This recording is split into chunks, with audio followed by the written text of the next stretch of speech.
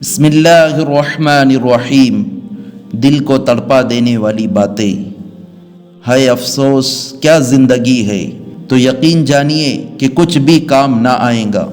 آپ کے دنیا سے جانے پر کسی کو کوئی فرق نہیں پڑے گا، اور اس دنیا کے سب کام کاج جاری رہیں گے۔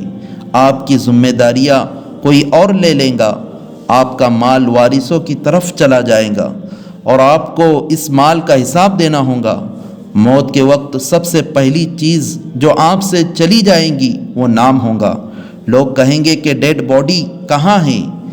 جب وہ جنازہ پڑھنا چاہیں گے تو کہیں گے کہ جنازہ لائیے۔ جب دفن کرنا شروع کریں گے تو کہیں گے کہ میت کو قریب کر دے۔ آپ کا نام ہرگز نہ لیا جائے گا۔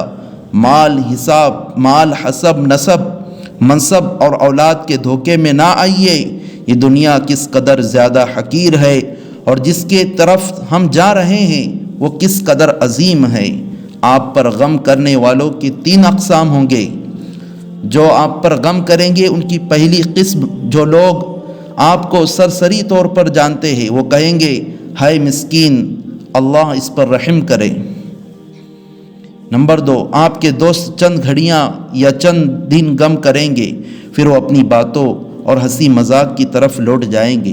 نمبر 3، آپ کے گھر کے افراد کا غم گہرا ہوگا۔ وہ کچھ ہفتے، کچھ مہینے یا 1 سال تک غم کریں گے، اور اس کے بعد وہ آپ کو یادداشتوں کی ٹوکری میں ڈال دیں گے۔ لوگوں کے درمیان آپ کی کہانی کا اختتام ہو جائے گا، اور آپ کی حقیقت کی کہانی شروع ہو جائے گی، اور وہ آخرت ہے۔ آپ سے زائل ہو جائے گا آپ کا حسن، مال، صحت، اولاد۔ آپ اپنے مکانوں اور محلات سے دور ہو جائیں گے۔ شوہر بیوی سے اور بیوی شوہر سے جدا ہو جائیں گی۔ آپ کے ساتھ صرف آپ کا عمل باقی رہ جائے گا۔ یہاں یہ سوال پیدا ہوتا ہے کہ آپ نے اپنی قبر اور آخرت کے لیے ابھی سے کیا تیاری کی ہے؟